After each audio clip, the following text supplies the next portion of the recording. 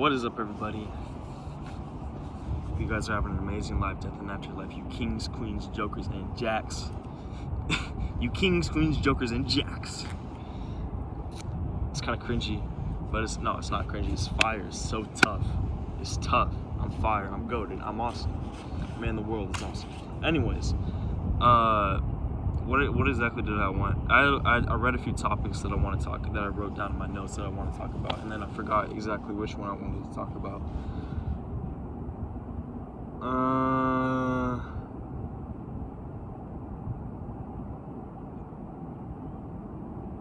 Which one was it?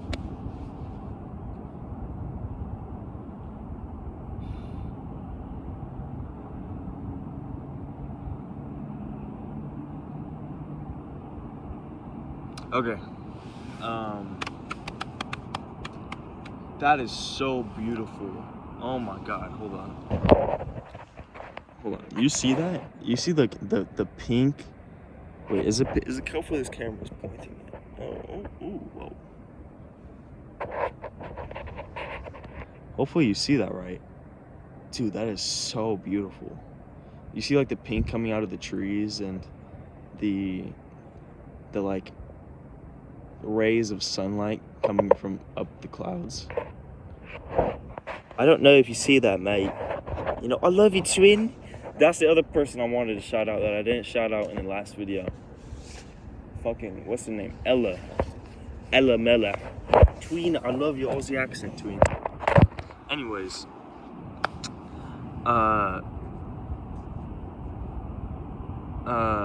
And also like the other people that watch I want to say thank you for watching my videos, all the other people. I got a lot of views on my last videos. Very happy with it, and I'm very proud of you guys. No, I'm proud of myself, and I'm happy with you guys. And I just want to say thank you. I guess let's talk about this topic. Something that like hits me deep in my soul, and something that really disturbed me when I first watched it was the scene from Good Time, you know, the movie. The scene where he poured, the scene where the security guard catches him, but they like beat his ass, and then the guy pours the lean or like the acid in his mouth, pours like half a bottle of Sprite filled with like straight up acid into the dude's mouth while he's knocked out. Dude, that shit just, but like, and the guy that says, he's like, oh yeah, he's not gonna wake up from this motherfucker. That shit is so, when I first watched that was so fucking, it was so evil. Man. Because he was one of low-key my favorite characters too. But damn, he was fucking evil in that. Like the person that like relishes, I don't know if relishes, I don't relish what relish is. I know relish is like a ingredients, it's like a lettuce type thing. But the person who relishes and is like, oh yeah, I'm a fucking badass, he's not gonna remember this motherfucker. As he pours half a bottle of Sprite, half a Sprite bottle of acid down a dude's unconscious man's throat.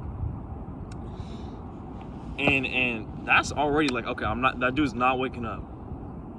And then the cops come in the movie, and they like get him up, and he's like, oh, the cops think he's just a drug addict. And it's like, it's very accurate to how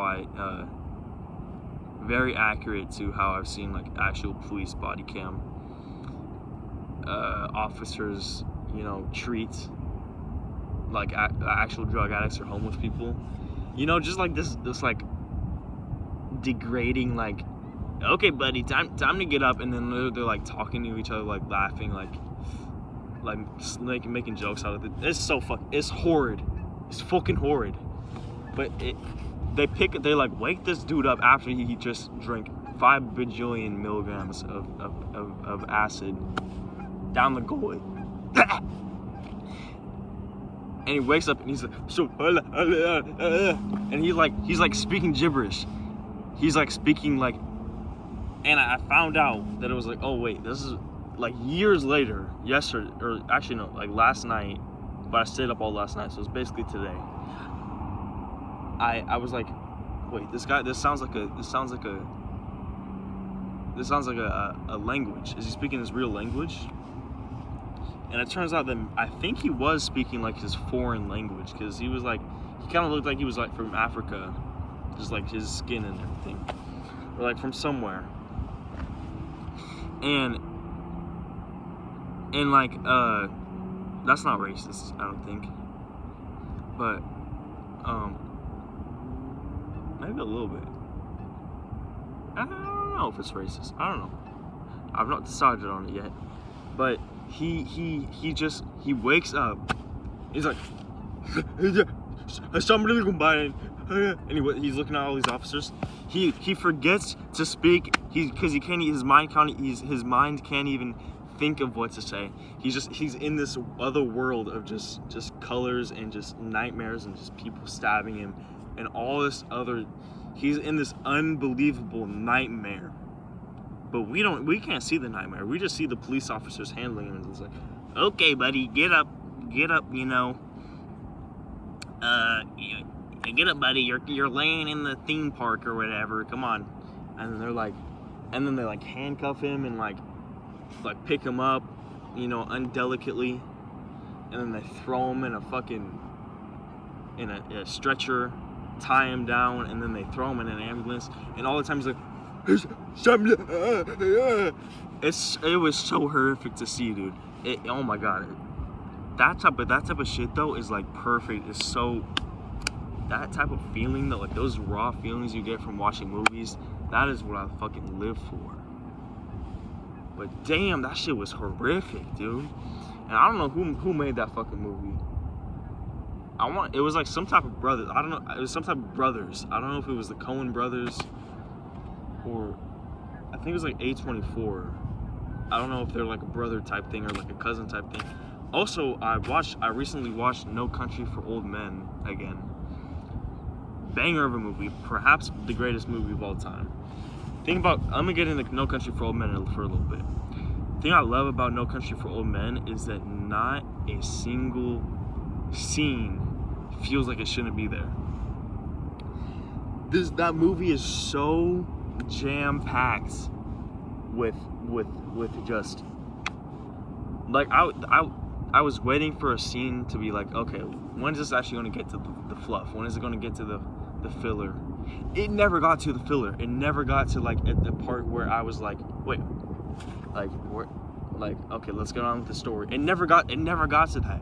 It was just banger after banger after banger after banger, like Seamus, banger after banger after banger after banger. That movie's so far. You should definitely check that movie out. Also check out Wendigoon's video on it, because when I watched that, after watching it, but don't check out the Wendigoon video until after you've seen the movie, because I watched the movie and I kind of understood it, but I was like, what the fuck? Why did this happen? Because you know what I'm talking about. Why the fuck did this happen? What the fuck? What? Who is that? And then I watched Wendigoon's video on it, and I'm like, damn. And it all got illuminated for me. So I suggest watching No Country for Old Men, then going back, watching the Wendigoon, search up Wendigoon, WENDIGOON, No Country for Old Men on YouTube. Watch his YouTube video on it. It's fire. And then you'll discover, first of all, like kind of the point of the movie, or what he thinks the point of the movie is, and you'll discover a twist about one of the characters, and you'll be like,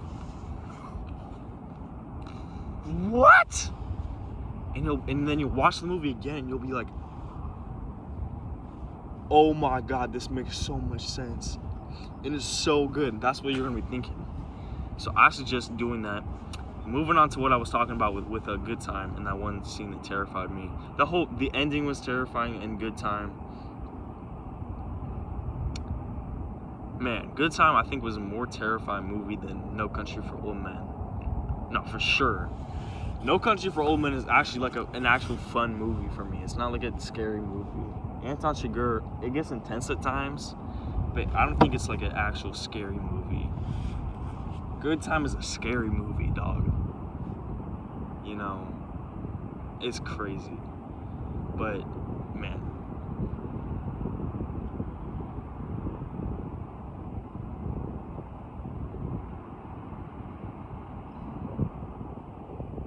You can see that, bro. I didn't know where that thought. Like, I'm talking, but my something about me is most of the time when I talk, I'm not actually thinking when I talk. I blurt out what I talk. I don't think of the word before I talk. I don't know if that's normal. I don't know if it's something that helps people understand me or doesn't. I'm gonna plead the fifth, but I don't know if that's something that helps me get better communication or doesn't. It's just how I talk. It's how I think. I don't know. I'm not trying to necessarily change it. But I am trying to change it sometimes. I think more before I talk. But, anyways, there's something I wanted to add on to the good time scene. Oh yeah, it's just horrifying that the freaking guy is just, he doesn't even know what's happening. And he's just speaking in his native language, but it's also probably not even his native. It's like probably a mix of gibberish and his native language. And he's just, oh my god, he's probably he will never be the same person again. Likely,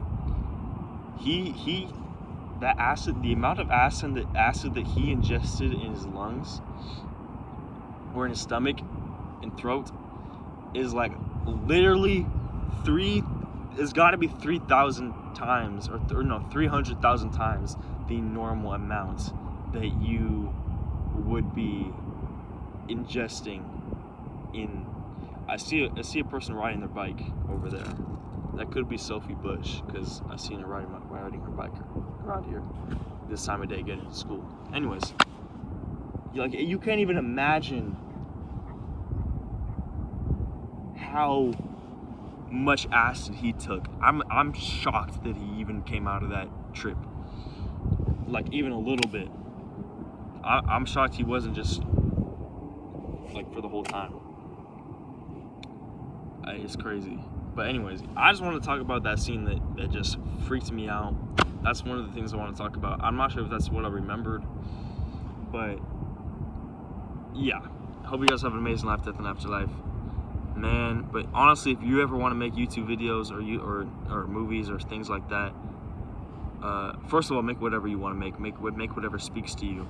But that could also be a good thing if you want to do like something like that brings out the real raw emotions, or like horrific emotions, or like, that doesn't have to be horrific, but like that type of stuff, that formula of that scene, the Sprite acid scene with the security guard. Good Time is an excellent movie. You should 100% watch that. Don't look up spoilers for Good Time before you watch that. It's an amazing movie. Top 4 movies that I have in my Letterboxd. But I'm thinking of moving No Country for Old Men up in my Letterboxd. I don't really use Letterboxd, but I like having the 4 movies out there so people can see what movies I like. Anyways, should I just low-key fall? No. That's basically the video. I love you guys so much. Have an amazing life, death, and afterlife. That's just my thoughts for right now. Yeah. Peace out.